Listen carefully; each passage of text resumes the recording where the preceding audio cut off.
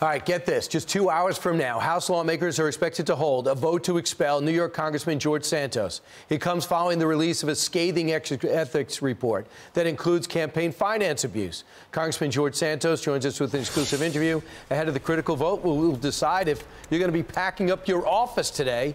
Congressman, how do you think this vote's going to go? If 290 vote for you to be expelled, you're gone. Well, Brian, look, this is the prerogative of the members of this House, right? If they choose to do so, I haven't whipped it. I haven't campaigned.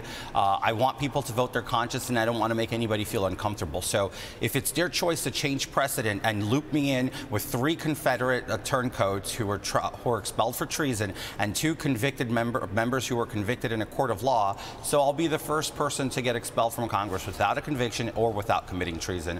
And it sets dangerous new precedent for the future to come. It's the demise of this body eventually.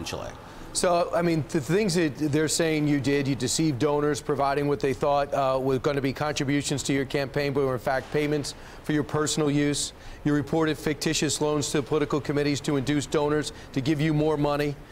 Used connections to high-value donors and other political campaigns to obtain additional funds for yourself through fraudulent means. Use campaign funds for your own benefit.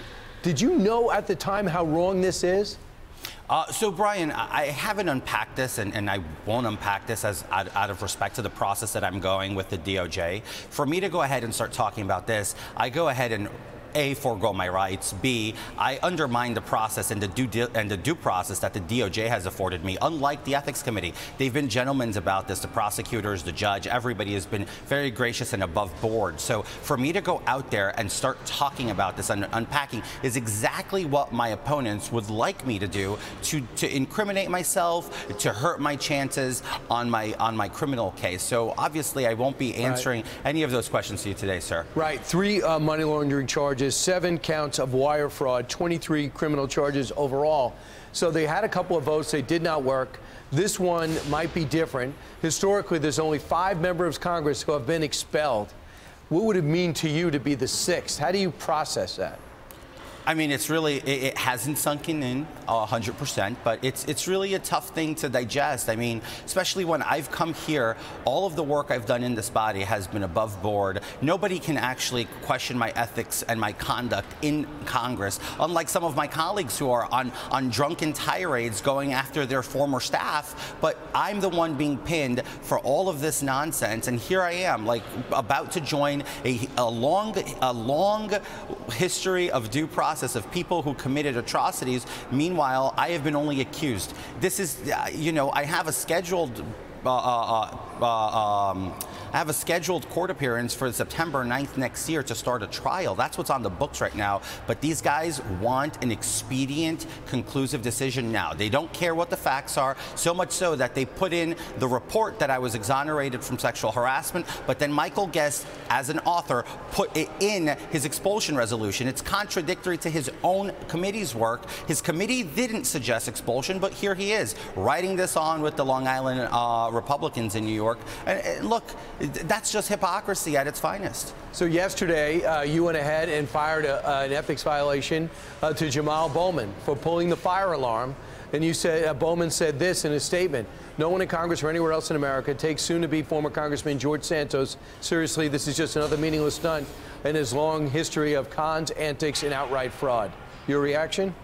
Well, the reaction is he's a criminal. He admitted to it in court. He obstructed a federal proceeding. And look, everybody in America knows, had he been a Republican or a member of the general public, he would have been indicted on a felony charge of obstructing an official proceeding, much like the J6ers in Washington, D.C. today. So I know Matt Gaetz says he's not going to vote to expel you. Steve Scalise, Jim Jordan, Lauren Boebert will not vote to expel you. It probably won't be enough. Do you think you're going to get expelled today?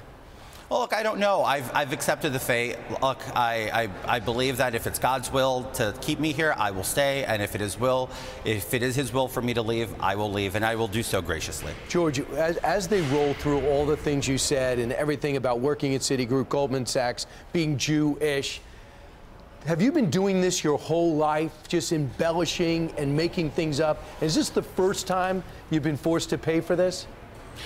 Brian, look, I can go and rehash everything that I've said, but it's been so wildly documented on all of the questions you just asked, and the short answer is, would I have not said certain things? Would I have done things differently? Absolutely. I'm an adult and I'm mature enough to acknowledge that. But to think that I've built my entire life based on what the media is trying to package over the last couple of months is not fair, it is not true, and it is dishonest. So I have a life. I have people around me who've been in my life my entire life who are appalled at what the media has been doing. So I think that should tell you enough of who I am and my character. You don't think you brought this on yourself?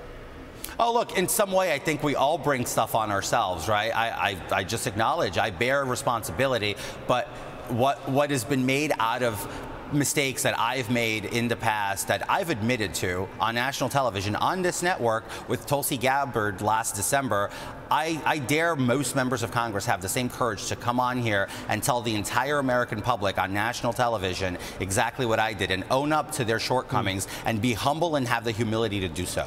All right, and just a final thought is, you expect to be expelled today? Look, like I said, I don't expect, but I do believe they have the votes. Congressman Lilota said he had 150. He walked it back to 120. Look, 150, 120, the difference is they need about 77 Republicans. If that's the numbers they're dwelling with, I think they have it. Well, you're my congressman. There's going to be a special election if you're expelled today, and then we'll see. And then we got another election in November. I hope you have a shot at a conservative, Brian, because you won't know what a conservative looks like on Long Island once I'm gone. Right. Although the Long Island is pretty red.